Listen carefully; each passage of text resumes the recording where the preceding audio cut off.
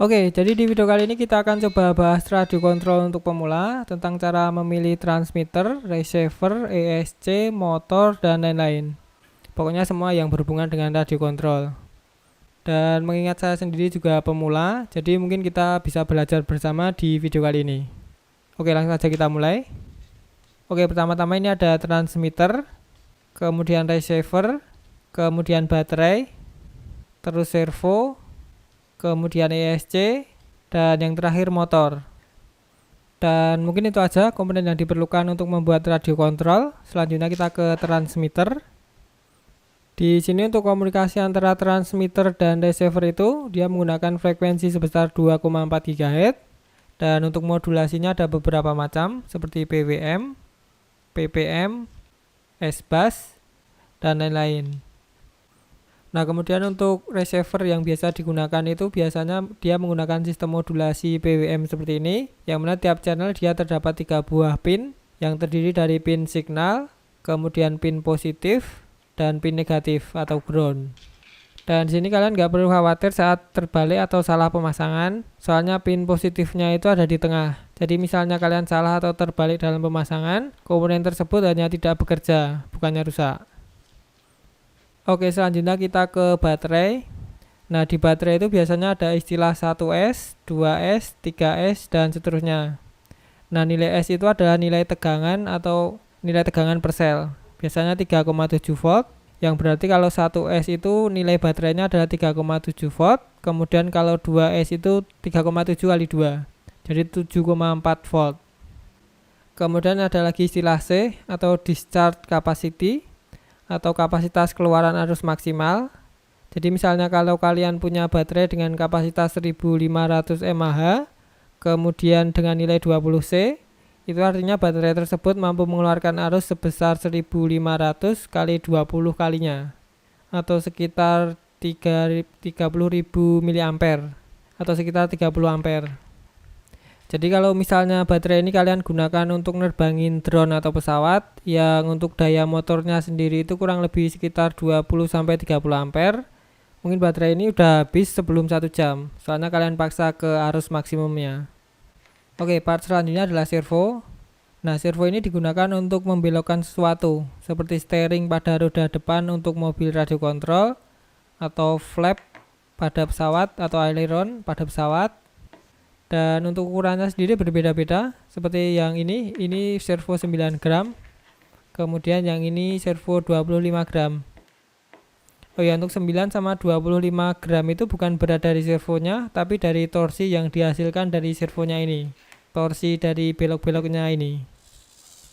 Mungkin itu aja untuk servo. Selanjutnya kita ke ESC. Nah, untuk ESC itu adalah singkatan dari Electronic Speed Controller, yang sesuai namanya, dia digunakan untuk mengatur kecepatan dari motor. Untuk ESC ini ada 2 buah jenis. Yang pertama adalah yang jenis brushless motor, kemudian yang satunya adalah yang jenis brushed motor. Keduanya memiliki fungsi yang sama, yaitu mengatur kecepatan dari motor.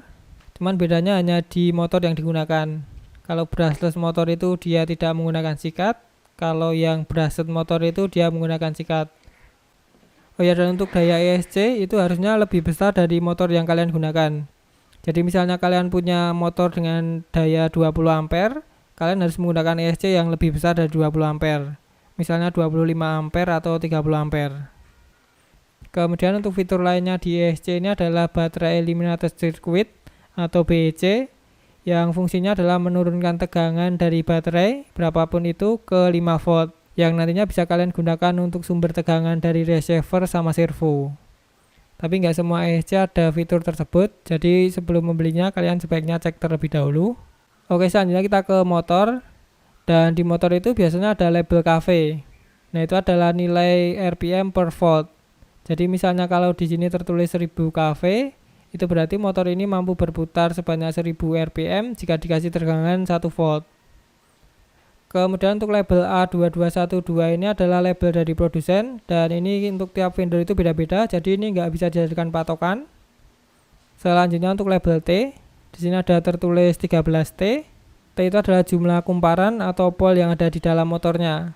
Jadi misalnya semakin banyak nilai T-nya itu berarti kumparan yang ada di dalam motornya itu juga semakin banyak, yang akibatnya untuk torsinya juga semakin tinggi. Tapi di sisi lain untuk RPM-nya atau kV-nya juga semakin rendah. Jadi biasanya untuk motor dengan nilai kV yang rendah itu dia memiliki torsi yang lebih besar daripada motor dengan kV yang lebih tinggi.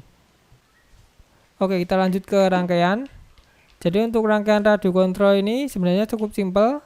Jadi kalian hanya perlu menyambung baterai ke ESC, dan kalau kalian pakai ESC yang pakai BEC seperti ini dia akan langsung mensuplai daya ke seluruh komponen seperti receiver sama servo. Selanjutnya kalian tinggal hubungkan ke masing-masing channel.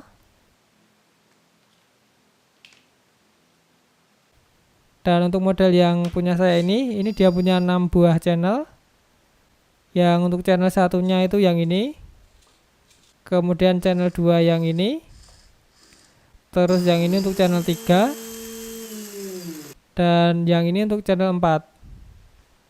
Kemudian untuk channel 5 dan 6 dia bisa disetting ke saklar atau ke potentiometer yang di atas ini. Oke, mungkin sekian dulu video kali ini. Makasih banget buat yang udah nonton sampai habis. Dan seperti biasa, jika ada saran atau masukan, silahkan kalian tulis di kolom komentar.